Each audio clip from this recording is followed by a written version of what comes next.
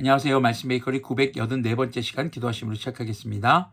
오늘 시편 56편 1절에서 13절 말씀을 볼 텐데요. 오늘 말씀은 다윗이 사울에게 쫓겨서 도망치다가 이제 가드 사람 아기스 왕에게 갔던 그때의 이야기를 배경으로 하고 있습니다. 하나님 나를 불쌍히 여겨 주십시오. 사람들이 나를 짓밟습니다. 온종일 나를 공격하며 억누릅니다. 나를 비난하는 원수들이 온종일 나를 짓밟고 거칠게 나를 공격하는 자들이 참으로 많아지고 있습니다. 오 전능하신 하나님. 지금 다윗을 공격하는 사람이 사울 한 사람만이 아닙니다. 수많은 사람들이 다윗을 공격하고 억누르고 비난하고 다윗의 생명을 노리고 있습니다. 다윗이 무엇인가를 잘못한 게 있었을까요? 아니요. 그런 것이 없었습니다. 사실 다른 사람의 죄 때문에, 다른 사람의 악행으로 인해서 지금 아주 어려움을 겪고 있는 다윗의 모습을 볼 수 있는 것이죠. 그런데 그런 억울한 상황, 진퇴양난의 상황, 어디로 피할 길이 없는 상황, 그 상황에서 누구를 의지하고 있습니까? 하나님을 의지하고 있는 다윗의 모습을 볼 수 있습니다. 3절 계속 보면요. 두려움이 온통 나를 휩싸는 날에도 나는 오히려 주님을 의지합니다. 나는 하나님의 말씀만 찬양합니다. 내가 하나님만 의지하니 나에게는 두려움이 없습니다. 육체를 가진 사람이 나에게 감히 어찌하겠습니까? 하나님이 도와주신다면 그 누구도 자신을 해칠 수 없다라는 강한 믿음의 고백을 하고 있습니다. 5절 보면요. 그들이 온종일 나의 말을 책잡습니다. 오로지 나를 해칠 생각에만 골몰합니다. 그들이 함께 모여 숨어서 내 목숨을 노리더니 이제는 나의 걸음걸음을 지켜보고 있습니다. 나의 일거수일투족을 지금 감시하면서 나를 해칠 생각만 하고 있는 사람들에게 둘러싸여 있는 다윗입니다. 한마디로 내가 지금 사방팔방 고난입니다. 사방팔방 나를 힘들게 하고 정말 내 생명을 노리고 있는 이런 상황인 것이죠.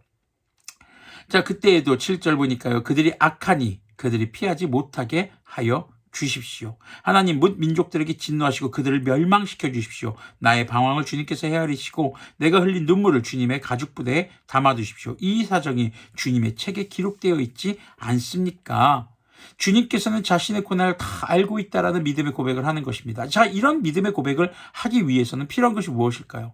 우리가 주님의 말씀 안에서 악한 자의 삶의 길에서 떠나야 하는 것입니다. 주님의 말씀이 삶의 기준이 되고 주님만을 의지하는 태도, 그리고 주님의 말씀을 지켜 행하는 그런 삶의 태도가 있을 때 온전히 주님만을 자신 있게 의지할 수 있는 그런 삶을 살아갈 수 있게 되는 것이죠. 그리고 그 억울한 상황 속에서도 이 모든 자신의 억울함을 주님께서 아시고 있다는 믿음을 다윗은 지금 선포하고 있는 것입니다. 9절 보면 내가 주님을 부르면 원수들이 뒷걸음쳐 물러갈 것입니다. 하나님은 나의 편이심을 나는 잘 알고 있습니다. 하나님을 의지하는 나는 하나님의 말씀만 찬양합니다. 하나님을 의지하며 나는 주님의 말씀만을 찬양합니다. 내가 하나님을 의지하니 내게 두려움이 없습니다. 사람이 나에게 감히 어찌 하겠습니까? 3절 4절에서 나왔던 말씀이 다시 한번 반복되고 있죠. 지금 하나님께서 함께 하신다면 어떤 악한 것들도 우리를 결코 넘어뜨리지 못한다는 그런 고백으로 볼 수 있을 것입니다.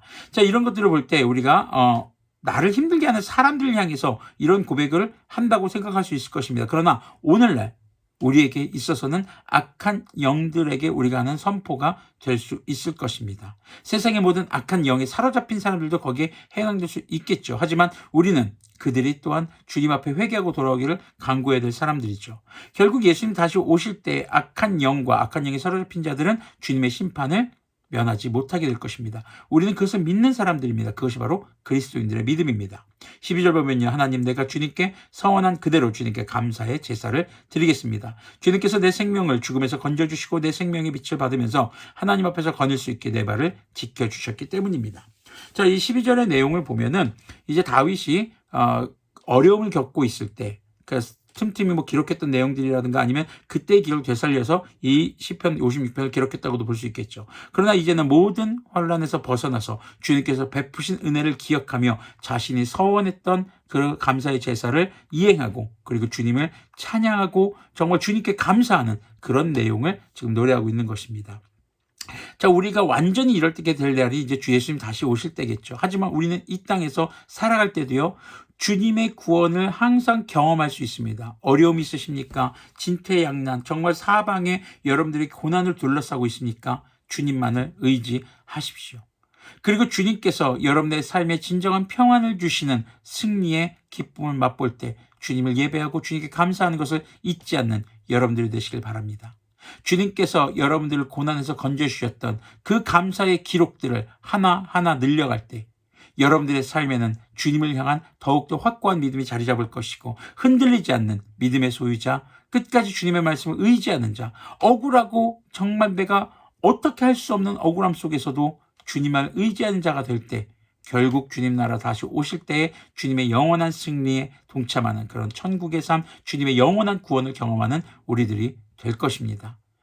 두려움과 평안 사이에 서 있는 우리들입니다. 두려움을 향해서 나아갈 것인가, 아니면 주님이 주시는 평안함을 향해 나아갈 것인가, 그것은 우리의 믿음에 따라서 주님을 의지하느냐, 아니면 내 앞에 있는 고난과 어려움에 그냥 잠식될 것이냐. 여러분들이 고난 가운데 있을 때 주님을 붙드시길 바랍니다. 주님은 결코 여러분들을 외면하지 않을 것입니다. 여러분들의 삶의 방향이 고난을 향한 두려움에 사로잡히는 것이 아니라 하나님께서 주시는 구원을 향한 평안함에 충만할 수 있기를 간절히 소망합니다. 기도하겠습니다. 거룩하신 주님 감사합니다. 세상은 참 부조리합니다.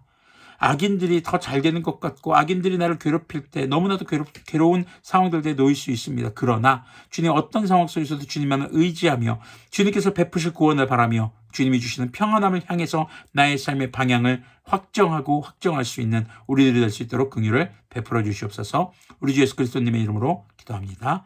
아멘. 네, 두려움을 향해서 나아가는 삶이 아니라 주님이 주시는 구원을 향한 평안함을 향해 나아가는 우리들의 삶이 되기를, 그런 입술의 선포와 그리고 그런 삶의 행보가 되기를 간절히 소망합니다.